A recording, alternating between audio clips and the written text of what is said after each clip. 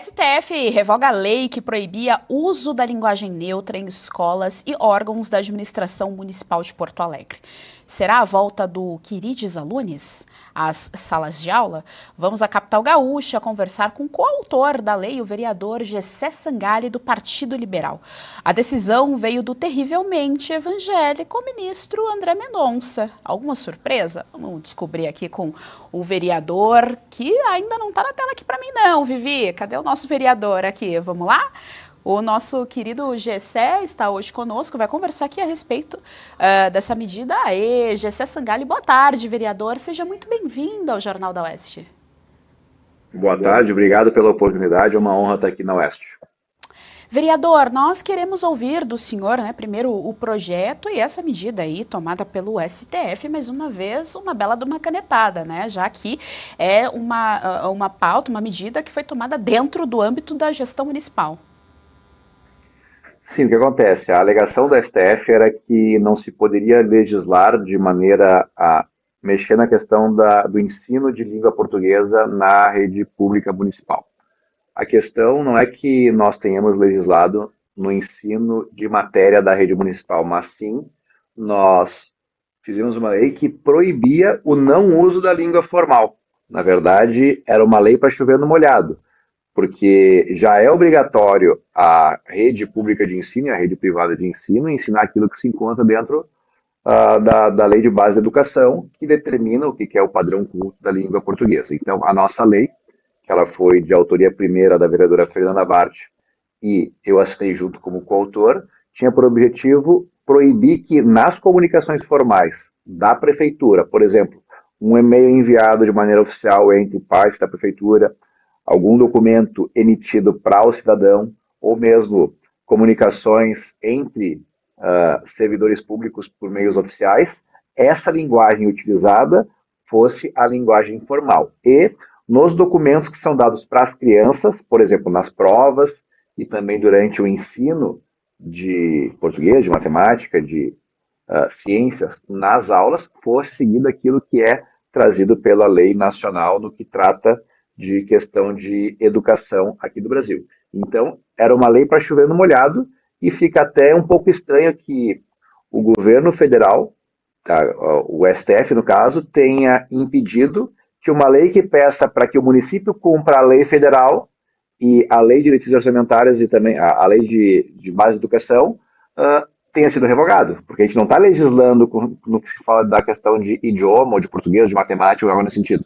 A gente está falando, reafirmando que, a nível municipal, os servidores públicos, professores e servidores públicos que se comunicam através de documentos formais tenham que usar a linguagem formal, que é aquela que deve ser ensinada às crianças.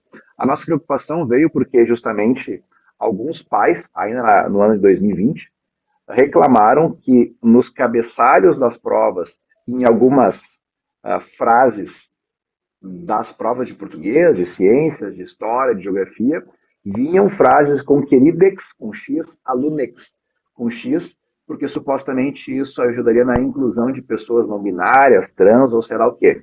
E nós, alertados pelos pais, resolvemos fazer uma lei para dizer que esse tipo de comportamento, de não ensinar o padrão culto da língua portuguesa, não deveria prosperar na cidade. Óbvio que, de modo a, caso tivesse uma nova constatação, nós pudéssemos abrir algum tipo de sindicância interna para que esse professor se responsabilizasse por não estar ensinando de maneira adequada a língua portuguesa ou algo nesse sentido. E, então, a Câmara de Vereadores proibiu essa questão do Quirides Alunis, sei lá, nem sei como falei isso aí, e foi aprovado pela Câmara por maioria, o prefeito sancionou e não foi o município que questionou a justiça, foi o governo do estado, através da Procuradoria-Geral do Estado, entrou com uma ação de inconstitucionalidade, foi indo até chegar no STF, e o STF acabou então agora revogando, dizendo que não caberia ao município legislar sobre português, por exemplo, sobre a norma culta da língua portuguesa ou algo nesse sentido. Mas nós nunca falamos isso. A gente falou que os professores e servidores públicos do município de Porto Alegre são obrigados a utilizar nas suas comunicações a língua culta formal. E então acabou tendo essa confusão trazida de maneira proposital para que a militância possa continuar prosperando nas salas de aula daqui da capital. Senhor vereador, se for parar para pensar, na verdade, quem interferiu na norma culta foram eles, a usar o TODES, os alunos. Isso é interferir na norma culta e a gente não está vendo a justiça desse país, nem a Suprema Corte, que deve estar com pouco trabalho a ser feito, interferindo aí nessas questões. Senhor vereador, se juntando aqui a nós para fazer uma pergunta, nós temos o nosso querido Gustavo Lopes. Gustavo Lopes, sua pergunta ao vereador Gessé Sangalli. Boa tarde, Gessé, querido, prazer falar contigo. Gessé, eu acho que esse gancho que tu fez é ótimo, Gê, porque é o seguinte, a lei era justamente para proteger a língua portuguesa, não estava, é exatamente o contrário, né, do que eles estão alegando, ou seja, a ideia era proteger o uso da norma culta, o uso da linguagem correta, né, e eles estão fazendo exatamente o contrário. Também não me surpreende, né, essa atitude do ministro André Mendonça, mas quais são os próximos passos a partir de agora, Gessé? Vocês têm alguma coisa planejada? Vão recorrer? Se é que dá para recorrer, né? Porque essa, infelizmente, é a pior das ditaduras, né? A ditadura do judiciário aqui não tem como a quem recorrer. Quais são os próximos passos daqui para frente para que a gente não tenha, em Porto Alegre e em outras cidades do Brasil, essa invasão de competências do Supremo até nisso, querendo se meter? Escutando a pergunta e vendo depois a repercussão da revogação da lei, eu queria fazer algumas observações. Uma no sentido de o que dá para fazer agora. Na verdade, o que sempre pôde ser feito, só que era muito invasivo, era entrar no Ministério Público denunciando o professor por não estar cumprindo as suas atribuições, que é de ensinar o padrão formal da língua portuguesa nas aulas da rede pública de ensino, quando for parte de uma rede pública municipal.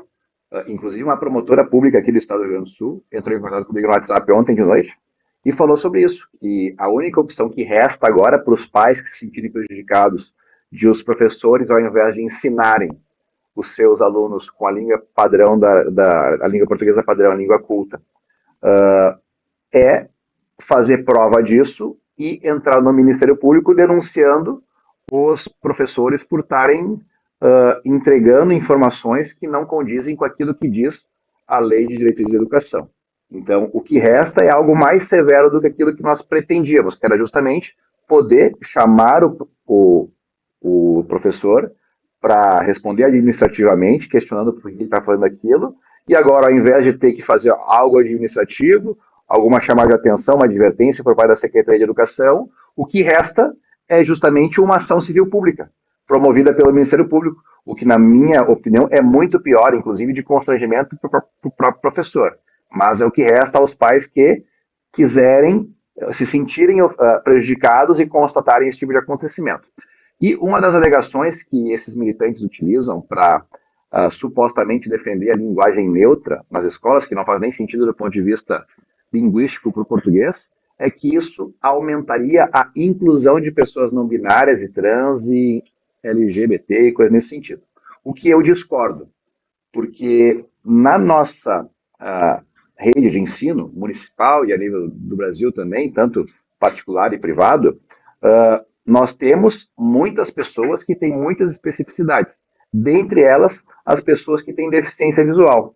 E na ânsia de tentar incluir por militância essas pessoas LGBT, ou sei lá o que se pode falar nesse sentido, eles excluíram os deficientes visuais, porque hoje existem ferramentas de leitura automatizada por celular que faz a leitura daquilo que está escrito. E como é que tu consegue fazer um leitor automático de texto ler no lugar do O ou do A um X?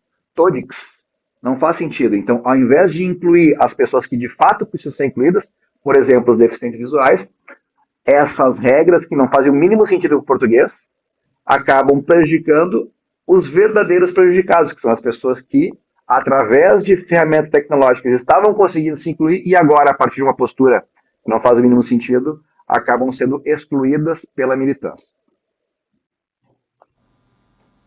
Nós conversamos com o vereador Gessé Sangalli, do PL de Porto Alegre. Vereador, nós sabemos que o senhor está em sessão agora. Muito obrigada por nos atender gentilmente, por prestar aqui esclarecimentos à nossa audiência. Tanto o Jornal da Oeste quanto a Revista Oeste estão sempre de portas abertas para recebê-lo. Muito obrigada, senhor vereador. Tenha uma boa tarde.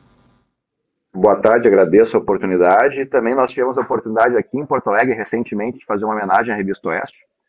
Durante as homenagens. Eu homenageei a Branca Nunes aí, que foi muito minha acolhida aqui pelos porto-alegrenses. Ela que morou em Porto Alegre junto com seu pai quando ele era ainda âncora de uma um antigo meio de comunicação que hoje já não faz mais jornalismo e tiveram que ser resgatado agora pela Revista Oeste. É isso. Lembrando aqui que nós temos repórter no Rio Grande do Sul fazendo aqui um documentário especial sobre 1 ano das enchentes. A nossa queridíssima repórter, queridíssima e eficiente repórter Tawane Catan está ali coletando todos os materiais, fazendo entrevistas para fazer um documentário a respeito de 1 ano das enchentes do Rio Grande do Sul. Então o povo gaúcho tem lugar cativo nos nossos corações aqui na Revista Oeste.